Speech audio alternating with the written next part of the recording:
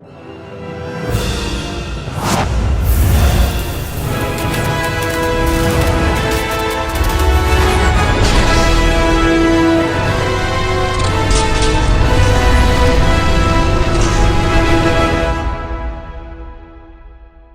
going on, everybody? Welcome back to another video, and in today's video we're going to be talking about Studio 666. So I just got back home from seeing the new horror comedy Studio 666 that was created by, produced by, and stars the members of the Foo Fighters. If you're not familiar with who the Foo Fighters are because you're living under a rock, they're a rock group that's been around for over 20 years now, and this is a horror comedy that puts them at the center of it, with them actually playing themselves. And one thing that interested me about this right out of the gate is the fact that our main characters in the film are playing themselves and they're not actors. The closest person in this group to being somebody that's really an actor at all is Dave Grohl, who, you know, he's the front man of the band. So through the years he's appeared in different things, and he's also had to be the face of the band, having to act in music videos and all that jazz. And the other members have as well, but obviously he's the one that's maybe more attuned to it. So right out of the gate, I was super interested to be able to see a bunch of these band members that I've seen in interviews and behind the scenes things and recordings of their albums or their albums themselves, live shows, whatever the case may be,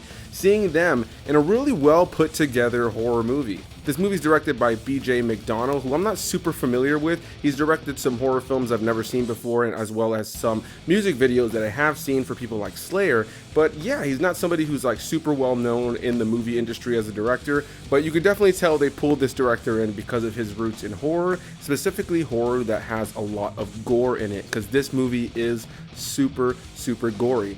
The basic premise of Studio 666 is that Foo Fighters are trying to write their 10th album. They don't really know what to do, and the inspiration isn't all there. So they end up talking to their manager, who suggests going to this house that he knows about, where it's going to be a great place for inspiration and where they'll be able to write their new album. Turns out it's a very unique location because it's haunted and it has a very dark past with a lot of murder and evil spirits, and the Foo Fighters don't know that when they first go in there.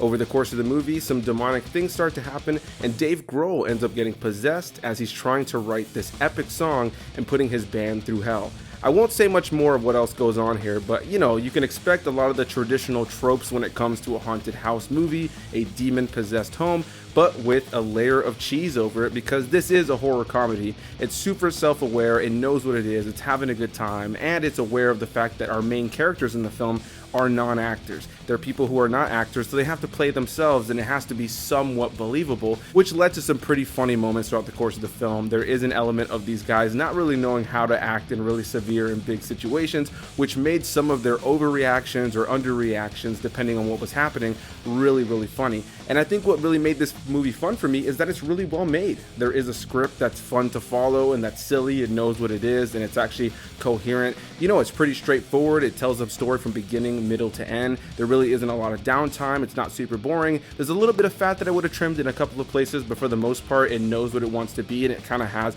a trajectory. It doesn't feel like a gimmicky kind of idea that kind of runs its course out, and after like 15 or 20 minutes, there actually is a movie to be told here. There is a story to be told, and it's all just a big, goofy horror comedy time. And I think that the Foo Fighters were like the perfect people to throw in this mix. And while I was watching it, I thought to myself, I would love to see more non-actor artists like this take a role in a movie like this, where you have great cinematography, great lighting, really great gore effects, and then you have these people who are not actors amidst it kind of having to play themselves. And yeah, since this is a rock movie, it's about rock and roll, it's very heavily leaning into the demonic imagery that comes with rock and roll and heavy metal. And if you're a longtime metal fan like I am, there were so many references, hints, and nods that you can pick up on throughout, and there were tons of little cameos in this movie. Maybe some people might not pick up on, but if you're a longtime movie fan, you'll be able to pick up on some of these cameos and people that appear throughout the course of the film, which was a really fun element of the movie for me.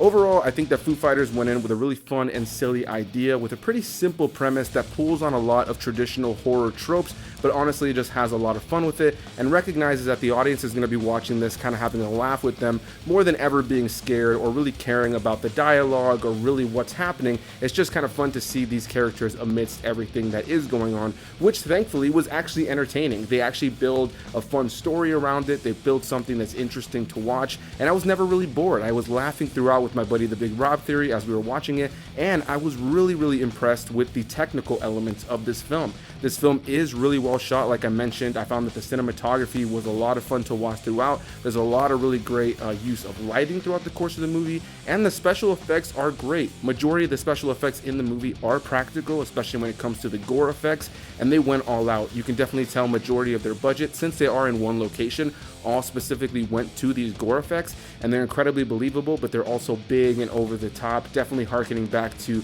a lot of slasher films, something like a Jason movie where you have really big over the top kills, and this movie definitely goes for it with the kills and the gore. And if you're a big gore head like I am, if you're a big fan of horror who enjoys good gore practical effects, I think you'll definitely enjoy this. And if you're a fan of rock and roll, the Foo Fighters, heavy metal, there's so much to enjoy here, so much to pick out of the movie that I genuinely had a lot of fun with. Now, with that said, I recognize that not everybody loves horror comedy, not everybody loves rock and roll, not everybody loves a demon-possessed house movie.